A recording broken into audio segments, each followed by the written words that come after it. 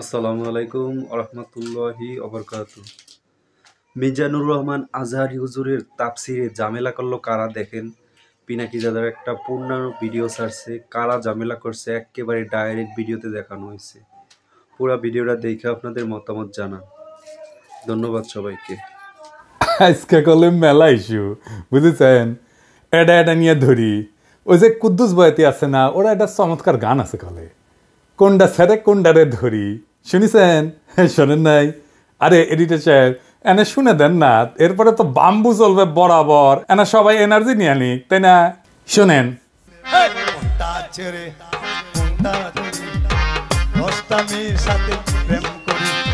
এইটাও ভালো, এইটাও ভালো, এইটাও ভালো, এইটাও ভালো, কারে তুই কারে ওহন দিয়া করি, কোনটা ছেড়ে কোনটা ধরি। গানটা ক্যাঙ্কা ভালো না? এনার্জি আসিছে না? হ্যাঁ, কুদ্দুস বয়াতি কলে আমার খুব প্রিয় শিল্পী, বুঝছাও। এবার আসেন প্রথম ইস্যু। আমি গতকাল কইছিলাম না যে আগাম নির্বাচনের ইন্ডিয়ার ইস্যু, বিনা সিকরি কি বলেছিল? দেখান তো এডিটর সাহেব, আবার দেখান। The political parties of Bangladesh are saying this to Mohammed Yunus. Elections first. The reforms are to be done only by an elected government. This is business. ঠিক তার পরদিন বলল ভারতীয় সেনা প্রধান যে 5 তারিখ নাকি সারাক্ষণ সে ওয়াকার সাহেবের টাচে ছিল। হ্যাঁ, ওর মুখেই শোনেন, নিজের মুখেই শুনেন। এই যে এডিটর সাহেব শুনে দেন। I'm in touch with the chief of Bangladesh during the time of when this changeover took place. I was in constant touch with him, and even thereafter in November 24 we had a video conference also. As far as the military cooperation is concerned, is again going up in the same way. Our officers have moved there for the NDC also. When we talk about the relationship we should talk about when there is an elected government. So as of now, the relationship is with the military is well and perfect. তাইলে ওয়াকার সাহেবের মধ্যস্থতায় যা যা হয়েছে পাওয়ার ট্রান্সফারের, তা Indian সেনাবাহিনীর সাথে আলাপ করে হয়েছে, ঠিক কিনা? এবার বুঝেছেন তো বিপ্লব কখন কেমনে কোনটি গেছে?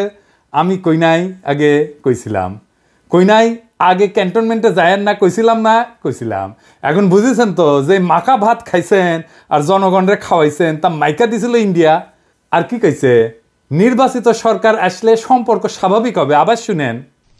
When we talk about the relationship we should talk about when there is an elected government. তার মানে বিএনপির সাথে সেটেলমেন্ট হয়ে গেছে, বিএনপি ক্ষমতাতে আসলে তার আর ডিস্টার্ব দেবে না, তার আগে যত পারা যায় ডিস্টার্ব দেবে, ঠিক কিনা বলেন? এবার আসেন দ্বিতীয় ইস্যু। হ্যাঁ, বিশিষ্ট বাম মোশাহিদা সুলতানা হাঙ্কেরে প্রথম আলো ওটা একটা জুলাই বিপ্লব নিয়ে কলাম লিখেছে। সেটি লিখেছে আনু মোহাম্মদ নাকি এক দফার ঘোষণা দিছিল, আর তারপরেই নাকি হাসিনা পলাইছিল, বুঝাও। লিখেছে প্রেস ক্লাবে হাসিনার পদত্যাগের এক দফা দাবি ঘোষণা করেন অধ্যাপক আনু মোহাম্মদ। ঘোষণার পরপর একটি মিছিল প্রেস ক্লাব থেকে যাত্রা করে শহীদ মিনার অভিমুখে। বিগত দিনগুলোর কারফিউর থমথমে পরিবেশকে পেছনে ফেলে এই মিছিলে অংশ নেয় দলমত, শ্রেণী, পেশা, বয়স নির্বিশেষে সব ধরনের মানুষ। হাসিনার পদত্যাগের দাবিতে ঐক্যমত এবং জনসমর্থন সেদিনই দৃশ্যমান হয় জনসমক্ষে। ওরে বাবা, হ্যাঁ আপনারা জানেন এক দফা ঘোষণা করে ছাত্ররা 3রা আগস্ট শহীদ মিনার থেকে। এই যে না এইটা সাহেব গুগলে এক দফার ঘোষণা লিখে সার্চ দেন তো কি কি আসে। দেখেছেন আনু মোহাম্মদের নাম আছে। দ্রোহযাত্রার প্রধান দাবি কি ছিল? দ্রোহযাত্রা দিয়ে একটা সার্চ দেন না এডিটর সাহেব, 24 ঘন্টার মধ্যে সবার মুক্তি। দেখেছেন? হ্যাঁ, সরকারের পদত্যাগ চাইছিল, কিন্তু সেটা এক দফা ছিল না, মেলা দফা ছিল তার সাথে। এভাবে ইতিহাস পাল্টায় যায়, বুঝছাও। এভাবেই প্রথম আলো তার পক্ষের বয়ান তৈরি করে বামেদের লেগা। মানে রক্ত দিল সবাই, আর নেতৃত্ব হয়েছে বামের। এবার আসেন চট্টগ্রামের ওসি নিজামরে ধোলাই দেওয়ার ঘটনা, বিএনপির প্রতিক্রিয়া নিয়ে একটা কথা কয়ে নিই। ওসি নিজাম একজন দুর্বৃত্ত পুলিশ অফিসার ছিল। ওসি নিজাম উদ্দিনের মা খালেদা মেম্বার, সভাপতি বাংলাদেশ মহিলা আওয়ামী লীগ বড়ইতলি চকরিয়া। এই যে সিআইপি সালাউদ্দিনের পাশের ছবিটা দেখেন, আর একটা ছবি দেখেন ওসি নিজামের। দেখেছেন বন্দুক ধরে আছে কিংকা করিয়া। তখনও কোতালি থানার ওসি ইনভেস্টিগেশন 2014 সালে চট্টগ্রাম বিএনপি পার্টি অফিসের সামনে বিএনপি কর্মীদের বুকে ও বন্দুক ধরেছে নিজের হাতে। দেখেছেন? ওরে কিছুই করা হয়নি, ধরে থানার দেওয়া হয়েছে। টানাটানির সময় জামা ছিঁড়িছে। থানার দেওয়া হয়েছে কেন? কারণ ওই ওসি নিজাম হৃদয় তারুয়ার মামলার আসামি যে শহীদদের কিন্তু ধরে দেওয়ার পর দেখা গেল তার নামে পুলিশ মামলা থেকে বাদ দিয়ে দিছে। দেখেছেন, বাদীকে না জানায় মামলা থেকে নাম বাদ দেওয়া যায় না, বাদীকে জানানোই হয় নাই। এই মামলার তদন্তকারী কর্মকর্তাকে আমি জানবার চাই, আমারে নাম দিবেন, ওর তদন্ত আমি ওর হান্দাই দিব। এই নিজামরে ধরিছে শহীদুল ইসলাম শহীদ নামে স্বেচ্ছাসেবক দলের নেতা এক বীর যুবক, আমার স্যালুট তারে দল থেকে বহিষ্কার করে দিছে। কেন? দুইটা কারণে। দুর্নীতির দায় সাজাপ্রাপ্ত মীর নাসিরের ছেলে মীর হেলাল ছেলেটার বিরুদ্ধে অবস্থান নিছে। দেখেন, নেতা তারেক রহমান সাহেবের বক্তৃতা দেন এত পরিষ্কার ভাবে বোঝানোর পরে যারা না বুঝার ভান করার তারা দায় দায়িত্ব তো দল লইত কিনলেই দুষ্ট গুরুত্ব শূন্য গোয়াল বহুত বেটার। আর পুলিশ অ্যাসোসিয়েশন বিবৃতি দিছে খুনি নিজামের জন্য ওদের মনে নাকি গভীর সমবেদনা তৈরি হয়েছে। হারাম জাদা, হাজারের উপরে ছাত্র জনতারে পাখির মতো গুলি করে মাইরা ফেলাইছো, 25,000 ছাত্র জনতাকে চিরজীবনের জন্য পঙ্গু করে দিছো। ঠোলা রাচ্চা ঠোলা তোর হৃদয় আছে মাদার।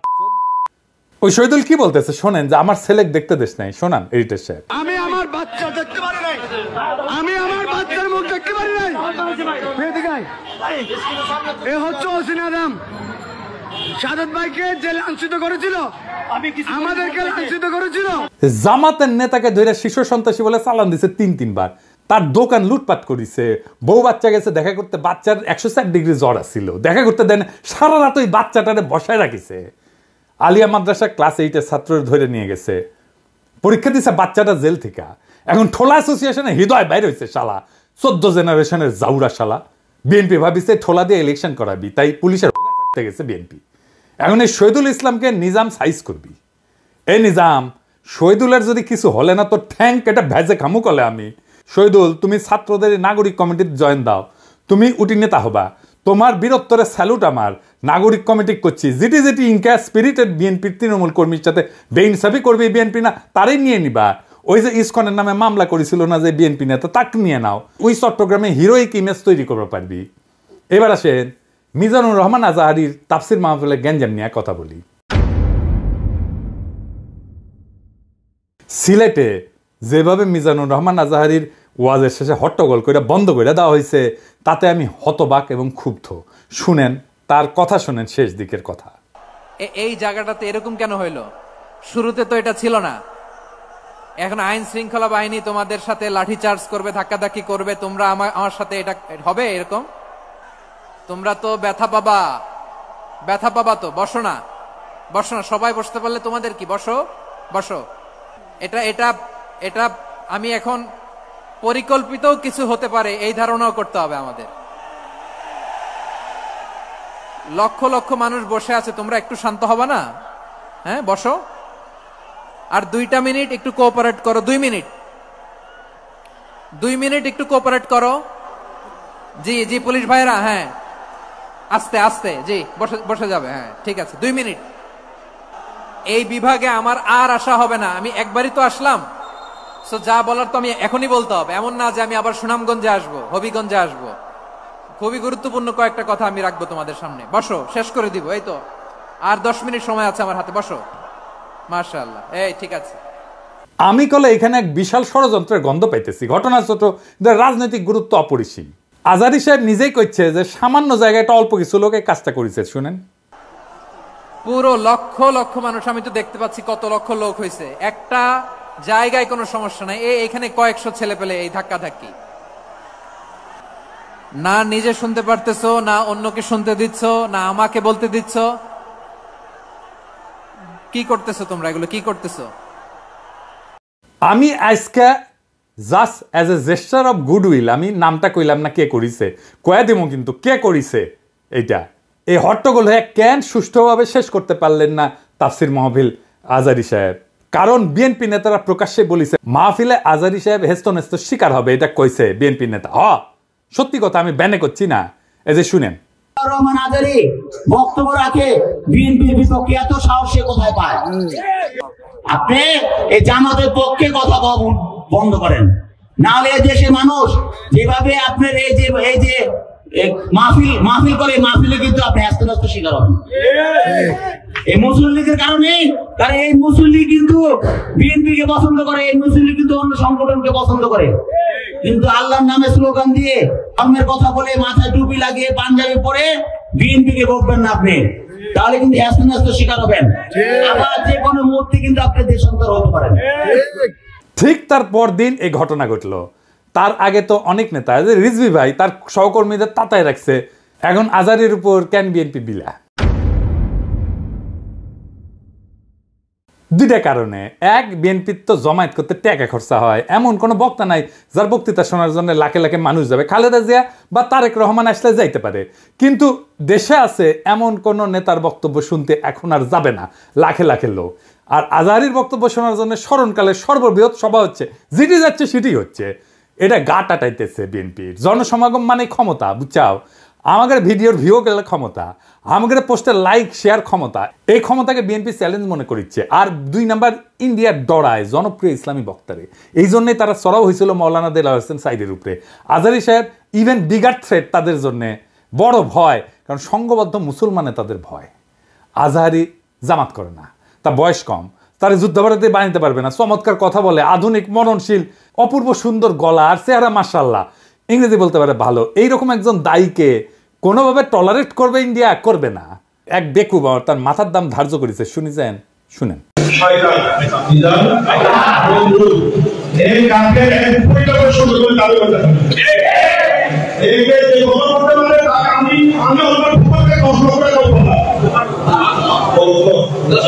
দেখেছেন তার জানের উপরে উঠে গেছে।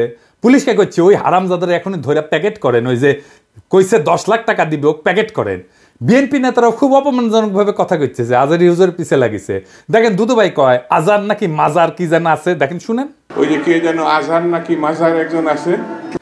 দুদু ভাই, আপনারা যে বিএনপির দুদু বলে এটা জানেন? হ্যাঁ, দুদু দুদু, বুকের দুদু, বুকের দুদু নাম বিকৃত করেন কে? বেদবি কুটি থেকে শিখেছেন? আপনার কর্মী আপনার কথা না শুনে আজহারী হুজুরের কথা শুনবি? এটা জানেন না তো? কর্মীর সাথে তো যোগাযোগ নাই, জিজ্ঞেস করে দেখেন। আজহারী হুজুরের নাম শুনলে কয়বার সালাম দেয় শুনেন, আর আপনার পিছে যে কি কয় শুনেন। নিজেরা বেশি হারকুলিস ভাবেন না, বুঝছেন? ওগুলোর দিন বাগে খেয়েছে। আওয়ামী লীগ আমলে ওয়াজে আইসা আওয়ামী লীগ নেতারা চড়াও হইতো না, দেখেছেন না? চড়াও হইতো না, এখন বিএনপি নেতারা চড়াও হচ্ছে। এই যে দেখেন, এটা আমার শহরে বগুড়ায় মাওলানা বজরুল রশিদ মিয়া, আমি কলে খুব পছন্দ করি, খুব চমৎকার একজন আলেম, কলে খুব সুন্দর ওয়াজ করেন, উনার উপরে চড়াও হয়েছে। মিজাজ খারাপ হয়ে গেছে দেখে। আর চড়াও হয়েছে কে? আওয়ামী লীগের পান্ডা মোহনের ভাই বিএনপি নেতা বাদশা। দুই ভাই দুই দল করে, এক ভাই আওয়ামী লীগ, এক ভাই বিএনপি। ওর ভাই বগুড়া শহরের কোনো জমি বাকি রাখে না, এই যে মোহন দখল করেছে, দুই ভাই দল করে সিস্টেম কইরা এখন আরেক ভাই রাজত্ব চালাইতেছে বগুড়ায়। রাগা পাঁচতলা দুর্বৃত্ত ফ্যামিলি। শোনেন কি করিছে। কিসের ভাষা ভাই? আমরা আমার দেশে থাকি না, আমরা দেশে থাকি না। ঠিক আছে, আপনি বলেন কেন যে আল্লাহু আকবার একবারই ছাড় দেয় না? আমাদের প্রত্যেকটা এই প্রোগ্রামে দেখো না, এই জায়গাতে আমি কি বুঝতে পারছি চাকে শোনেন না না, এখানে যে কোরআন শরীফ তেলাওয়াত হলো একবারই দিছে আল্লাহু আকবার, হাম্মাম করতে আর দেয়নি, এটা ঠিক না। তার মানে দিছে তো না? তার মানে দেয়নি, দিছে তো। একবার দেখ 10 বার দেখ দিছে। আপনারা কোন আওয়ামী লীগের মধ্যে দিছে? আপনি তো বললেন একবারই দিছে আর দেয়নি, এটা তো ঠিক না। আমি একটু আমার প্রধান বক্তার সাথে বিভাগ করেছিলাম যে উনি বলতে চেয়েছিলেন যে একবারই হাম্মাম সাহেব বলছেন, এটা তারপর কি বলছেন আমি আসলে এই করি, যখন বলছে একবার বলেছেন আমি সেটাকে বিভাগ করেছি। আমরা ইসলাম কারো ব্যক্তিগত সম্পত্তি নয়, ইসলাম সকল মুসলমানের সম্পদ। কেউ যদি মনে করে এটা আমার ইসলাম আমার একাধিক আর করো না, এটা তো সঠিক না। যারা ক্ষমতার থাকতে যা করেনি, এরা ক্ষমতার যাওয়ার আগেই তার সাথে বেশি করতেছে। জোরে কোন কথা ঠিক কি না? রাধাবার সাথে আউট হয়ে গেছে। মাহফিলে যারা যাবেন, কোন রাজনৈতিক নেতা যদি আলেমের সাথে বেদবি করে না, একেবারে পায়দা ফেলাবেন, পারমিশন দিলাম, আমার নামে যেন কেস দেয়, আমি কয়ে দিছি। আর হুজুরেরা আপনাদের বলি বেদবি নিয়েন না। আপনারা কোন আক্কেলে এই সমস্ত রাজনৈতিক দুর্বৃত্তদের ওয়াজের মঞ্চে আপনাদের পাশে বসতে দেন? ওদের সেই যোগ্যতা আছে আপনার পাশে বসার? পাবলিকে তো আপনার ওয়াজ শুনবার এসেছেন নাকি? ওই বাঞ্চাতগুলো ক্ষমা দেখবার আসছে, তা তো আসে নাই। আমি দুঃখিত, মুখ খারাপ করলাম হুজুর, বেয়াদবি মাফ করে দিয়েন, কিন্তু এ তো মেজাজ খারাপ হয়ে যায় তো। আপনি কেন ওগ্রে পাশে বসান কেন? আপনার ওয়াজে জমায়েতের ফুটেজ খাবার আসে, ওই হারামজাদা নিজেরা দেখলে তো পাবলিক আসবে না, কথাও কবার পারে না। আপনার ওয়াজের জমায়েতের ফুটেজ খাবার আসে, এটি এসে সে দেখায় যে আমি মেলা বড় নেতা। এগুলোর পাত্তা দিবেন না, দাবরানি দিবেন, সাইজ হয়ে যাবে। ওয়াজের দিন তারিখ যেদিন ফাইনাল করবেন ওই সময় খুঁয়ে নেবেন মঞ্চে, যেন কোনো রাজনৈতিক নেতা না উঠে। এই হারামজাদাগুলো সেকুলার সাজে, কয় যে ধর্মকে রাজনৈতিক উদ্দেশ্যে ব্যবহার করা যায়। তুই উঠিস কেন ওয়াজের ইয়েতে? তুই রাজনীতি করিস তো, তুই ধর্মকে ব্যবহার করিস কেন? তাইলে তুই উঠিস কেন ওয়াজের স্টেজে, মঞ্চে? কোনো রাজনৈতিক নেতাদের বক্তব্য দিতে দেওয়া যাবে না। ওরা কয় না নির্বাচনে আসেন, রাজনীতিতে আসেন, কয় না। হ্যাঁ, এই যে দুদুভাই কইছে, এই যে শুনেন, ভাইরে রাজনীতি করবেন স্বনামে আসে, আড়াইলে আপনার লেগে রাজনীতি করেন। এবার কইবেন তুই এটা ওয়াজ কর, নিজে নিজে কর, দেখি হাউ মেনি প্যাডিতে হাউ মেনি রাইস, পারিস নাকি দেখি। আগামীর বাংলাদেশে রাজনৈতিক দুর্বৃত্তদের ঠাঁই নাই, হাজারো ছাত্র জনতা এমনি এমনি তাদের জীবন দেয় নাই। আমরা নতুন রাজনীতি চাই, আমরা নতুন কণ্ঠস্বর চাই, আমরা ফ্রেশ জিনিস চাই, সেকেন্ড হ্যান্ড মাল না। ইনকিলাব জিন্দাবাদ।